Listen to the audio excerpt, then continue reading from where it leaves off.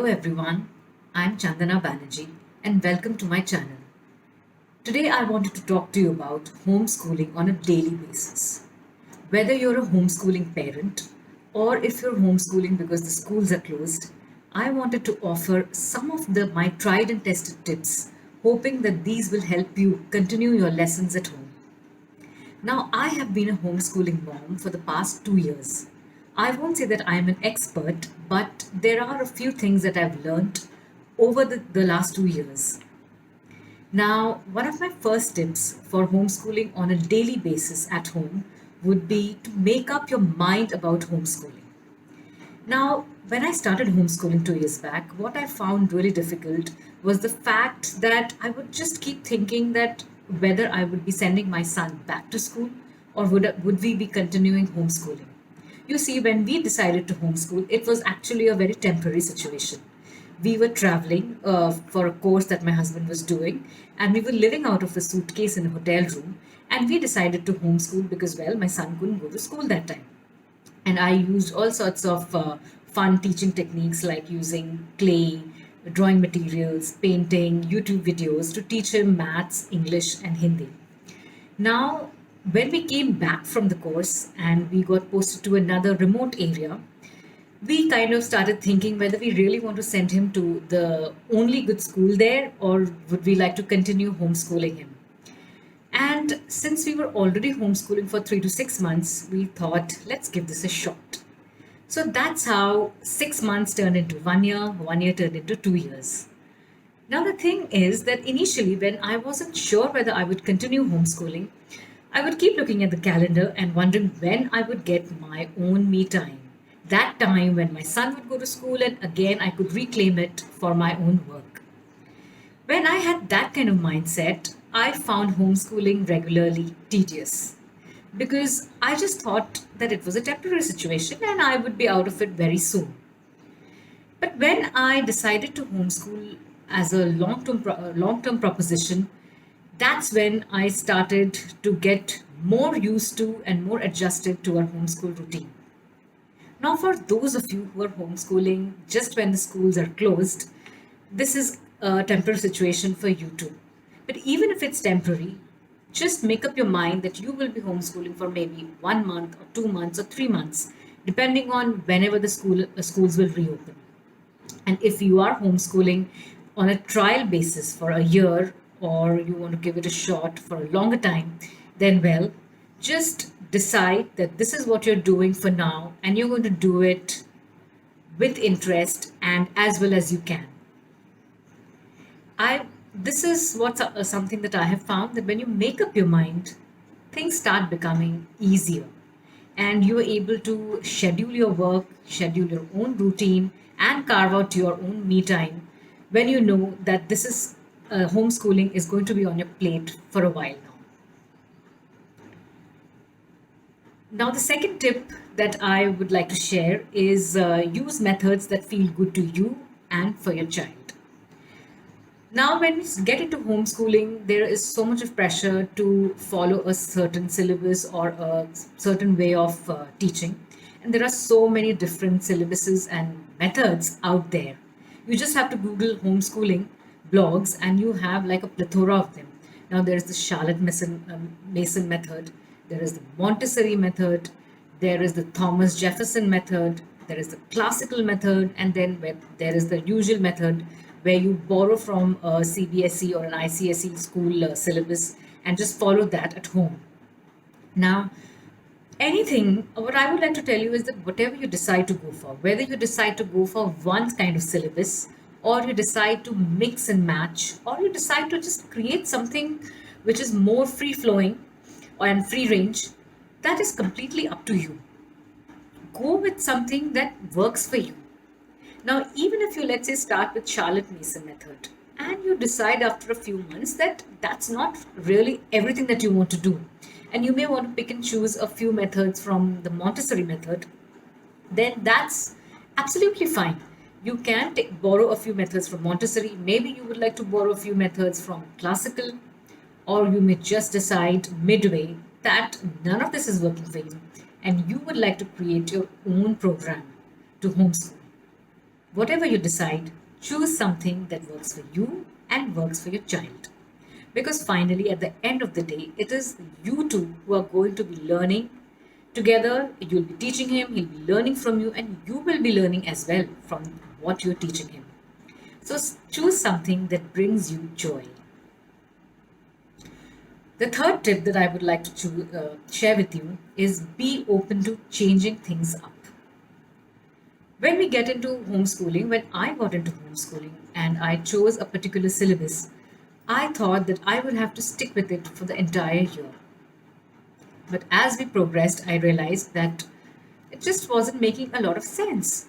I was not enjoying, after a particular point of time, teaching that syllabus, and that syllabus was not totally engaging my son. So we decided to change things up. I decided to borrow from different kinds of methods, and I read up a few more blogs, and I just went with what felt good for us. And it's worked. Now, there are so many different ways of homeschooling. You may decide to stick to the same syllabus or the same method of teaching or the same set of techniques for the entire year or for maybe even in the entire school career. But you may decide midway that you just want to mix things up, and that's totally fine. What I would like to tell you is go with your gut and don't hesitate if you need to change things up. Nothing is going to go wrong. In fact, it will only make your education journey more enjoyable and fun. The next tip is take a break if that's what you need to. Sometimes, what happens with us also is that when we're learning and teaching on a regular basis, things just get boring or tedious. I am the kind of person who likes to change things up every now and then, and following a routine every single day actually becomes boring for me too. And if I'm going to get bored, how will I make teaching fun for my and education fun for my son? So whenever I feel that I'm getting into a rut, I just take a break, and either we take a few days off or I just create maybe a series of art and craft workshops at home. I remember last year, around the same time as now, during the Easter time, we just decided that we wanted something different. So I stopped our lessons, and instead, every single day, we would do a new art or craft project and learn from it.